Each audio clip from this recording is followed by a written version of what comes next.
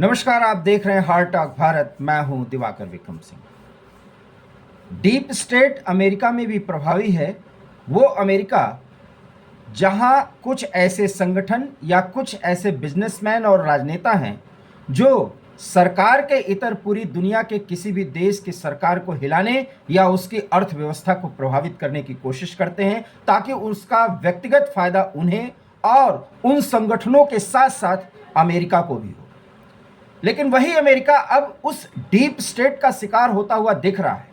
अभी भी नवंबर में अमेरिका में राष्ट्रपति के चुनाव होने हैं और जिस तरीके से डोनाल्ड ट्रंप जो रिपब्लिकन उम्मीदवार हैं वो चर्चा में हैं अपने राष्ट्रवादी विचारधारा और साथ ही साथ अमेरिका फर्स्ट की नीति को लेकर के। लेकिन वही डोनाल्ड ट्रंप एक बार मौत के मुंह से निकले तब ऐसा लगा कि अब उनकी सुरक्षा और सारी व्यवस्थाएं कुछ ऐसी होंगी कि किसी भी हमलावर या अराजक तत्व की हिम्मत ही नहीं होगी कि कोई ऐसी बात वो सोच सके। लेकिन 2 महीने के भीतर डोनाल्ड ट्रंप पर एक बड़ा जानलेवा हमला हुआ है और ये हमला पेंसिल्वेनिया के एक प्रोग्राम के बाद, वो राजनीतिक कार्यक्रम था, वहाँ पर उनका संबोधन था। वहाँ के चर्चा के बाद जब फ्लोरिडा के अपने ही गोल्फ क्लब में जो उनका खुद का है वहाँ पर वो गोल्फ खेल रहे थे, तो लगभग 800 मीटर की दूरी पर, ऐसा बताया जा रहा है कि 800 मीटर की दूरी पर एक संदिग्ध हमलावर छिपा हुआ था और उसने बाकायदा गोलियां चलाई थी और गोलियां AK-47 से चलाई गई। ये जानकारी FBI ने साझा की है। हालांकि ट्रंप को कोई नुकसान नहीं हुआ।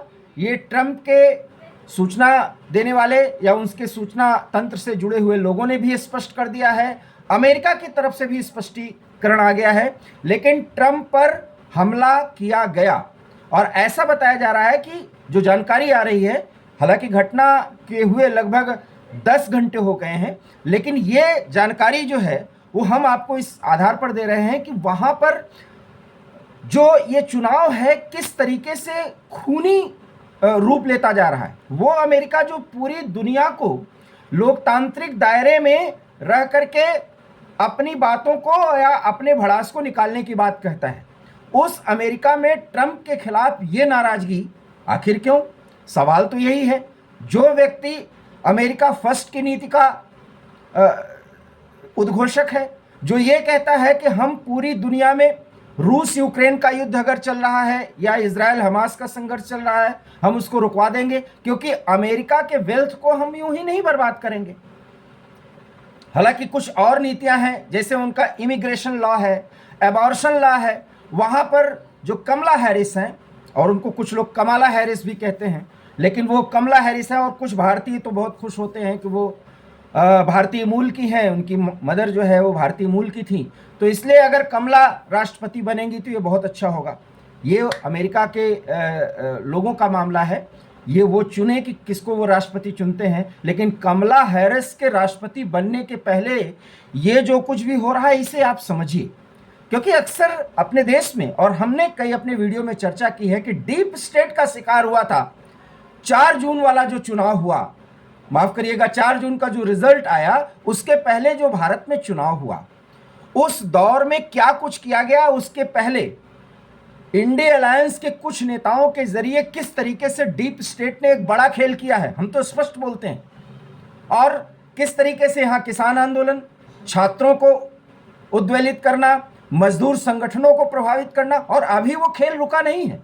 वो तो प्रधानमंत्री नरेंद्र मोदी जो है अब उसका जवाब भी दे रहे हैं और 100 दिन के भीतर इतने बड़े बड़े निर्णय ले लिए गए। अब तो वो सार्वजनिक कार्यक्रमों में और जो राज्यों के चुनाव हैं वहाँ के संबोधनों में जनता से बता रहे हैं, जो हमने वादा किया वो हम कर रहे हैं।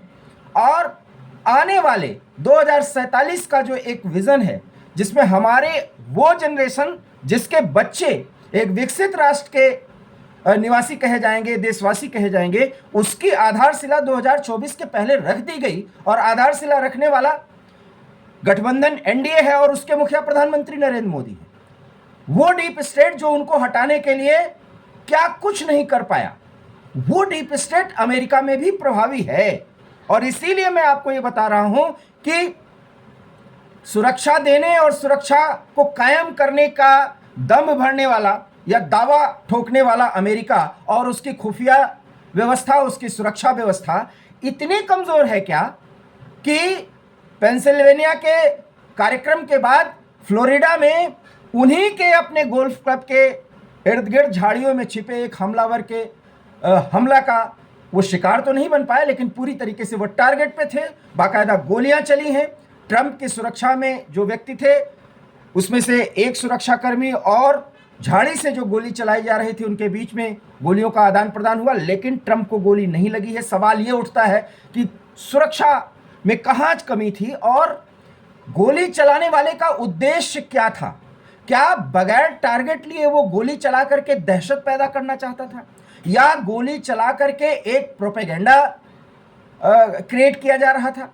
इसके पीछे का राज क्या है? और सबसे बड़ा सवाल है कि कमला हैरिस के इस चुनावी मैदान में या इस चुनावी समर में आने के बाद डोनाल्ड ट्रंप और कमला हैरिस के बीच में अमेरिका और अमेरिका की विदेश नीति को लेकर के जो भी कुछ भी चर्चा हो रहा है, आने वाले समय में अगर चुनाव में ट्रंप जीतते हैं या कमला हैरिस जीतती हैं तो दुनिया की व्यवस्था किस तरीके से होने जा रही है उसका भी एक आप कह सकते हैं कि उसकी एक झांकी भी मिल रही है, उसका एक नमूना भी मिल रहा है। लेकिन हम फिर एक बार कहेंगे कि ये अमेरिका की जनता के ऊपर है कि वो किसको चुनाव जिताती है।